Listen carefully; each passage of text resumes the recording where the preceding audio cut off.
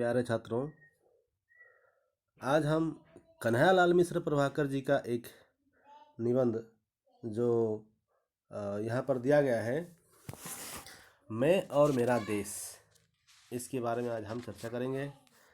इसके पहले अशोक की वास्तविक विजय के बारे में हमने चर्चा की। उसके बाद एक चैप्टर है विनोबा भावे जी की त्याग और दान, जो इस सत्र हमारे कोर्स से काट दिया गया है। और उसके बाद जो चैप्टर है कन्हैयालाल मिश्र प्रभाकर जी का मैं और मेरा देश, यहाँ पर है। इस पर हम आज चर्चा करेंगे। पाठ पर जाने से पहले आइए कन्हैयालाल मिश्र प्रभाकर जी का जो जीवन चरित्र है उसके बारे में कुछ जानें। कन्हैयालाल मिश्र प्रभाकर हिंदी साहित्य के एक समर्थ निबंधकार तथा संस्मरण लेखक के रूप में प्रसिद्ध हैं। उनके निबंधों में करुणा, व्यंग और भावुकता का समावेश मिलता है। आप स्पष्ट कथन में विश्वास रखते हैं। अपने कथ्य के समर्थन में समाज, इतिहास, प्रकृति तथा ज्ञान विज्ञान से उदाहरण प्रस्तुत करते हैं। वे स्वयं एक सच्चरित्र, आस्तिक, उदार, सहनशील, संयमी, शांत तथा विनयी विद्वान थे। यही गुण वे अपने पाठकों के लिए भी प्रस्तावित करते हैं। उनकी कृतियां हैं जिंदगी मुस्काई, बाजे पायलियाँ के घुंघरू, माटी हो गई सोना, क्षण बोले क्षण मुस्काई, महके आंगन चहके द्वार, दीप जले शंख बजे, जिंदगी लहराई आदि निबंध उन्होंने लिखा है। हमारे यहाँ अभी जो निबंध है मैं और मेरा देश, यह प्रभाकर जी का देश प्रेम की भावना से ओतप्रोत एक निबंध है। इस निबंध में उन्होंने अपने देश के शक्तिबोध और सौंदर्यबोध को निरंतर बनाए रखने के लिए प्रेरणा दी है। अपने विचारों को प्रस्तुत करते हुए उन्होंने उदाहरणार्थ घटनाएं और कथाएं भी संदर्भित की हैं। जापान देश के साथ संबंध की दोनों घटनाएं देश के मनोबल और सौंदर्य प्रेम को बढ़ाने वाली है। हम स्वदेश के बदले विदेश का गुणगान करें और उन्हें श्रेष्ठतर सिद्ध करें तो अपने ही देश को क्षति पहुंचाते हैं। सार्वजनिक स्थलों पर बैठकर अपने देश को निंदा करके हम अपने देश की शक्ति को कम करते हैं। सरल, सरस, रोचक व भावात्मक शैली में प्रस्तुत यह निबंध राष्ट्र निर्माण के लिए प्रेरित है। ये तो हो गया विचार बोध इस पाठ का। अब आइए उस पाठ में क्या लिखा है लेखक ने, उसको हम थोड़ा वाचन करते हैं। मैं अपने घर में जन्मा था, पला था, अपने अड़ोस पड़ोस में खेलकर पड़ोसियों की ममता दुलार पा बड़ा हुआ था। अपने नगर में घूम फिर कर वहाँ के विशाल समाज का संपर्क पा, वहाँ के संचित ज्ञान भंडार का उपयोग कर उसे अपनी सेवाओं का दान दे, उसकी सेवाओं का सहारा पा और इस तरह एक मनुष्य से एक भरा पूरा नगर बनकर मैं खड़ा हुआ था। मैं अपने नगर के लोगों का सम्मान करता था, वे भी मेरा सम्मान करते थे।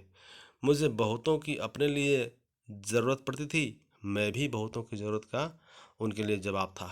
इस तरह मैं समझ रहा था कि मैं अपने में अब पूरा हो गया हूँ, पूरा फैल गया हूँ, पूरा मनुष्य हो गया हूँ।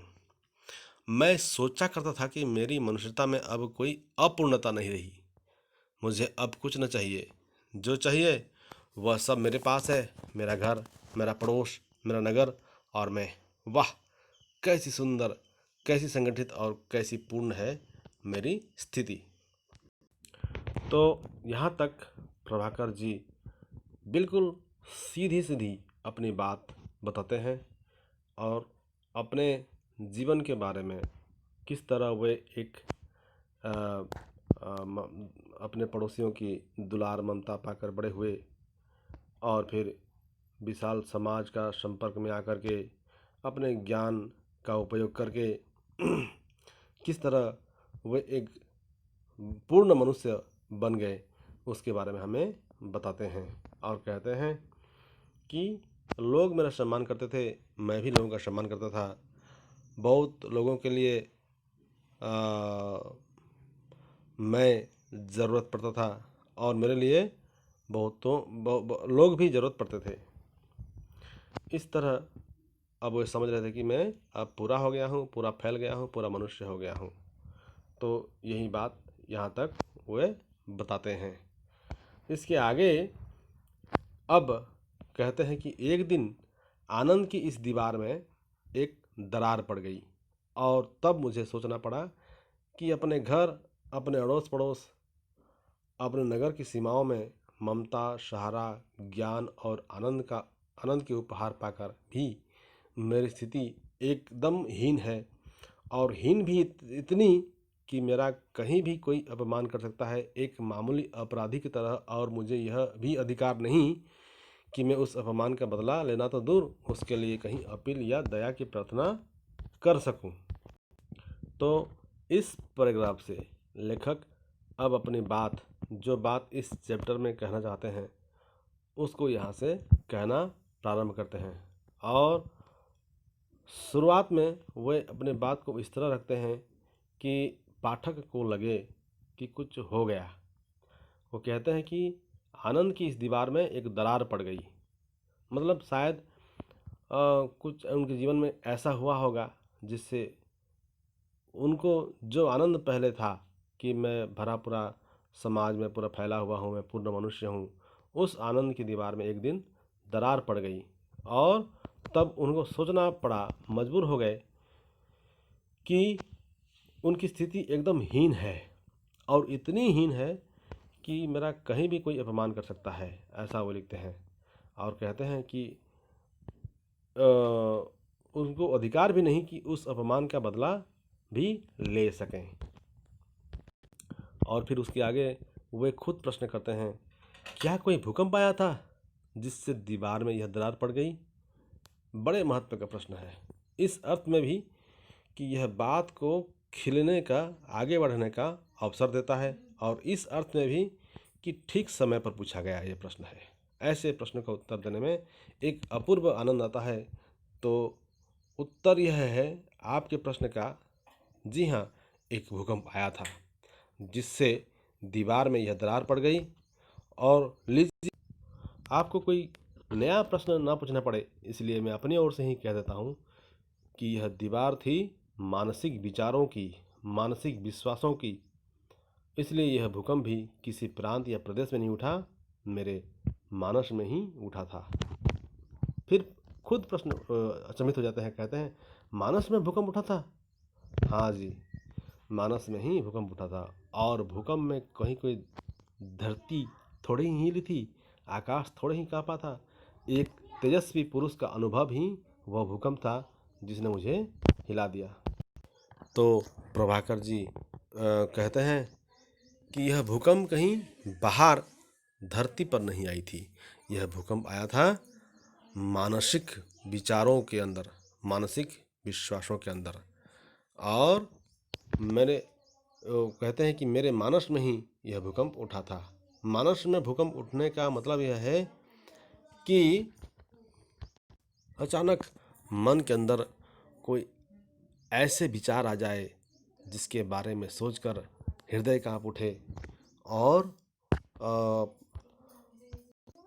नेगेटिव फीलिंग्स आने लगे, जीवन बेकार लगने लगे।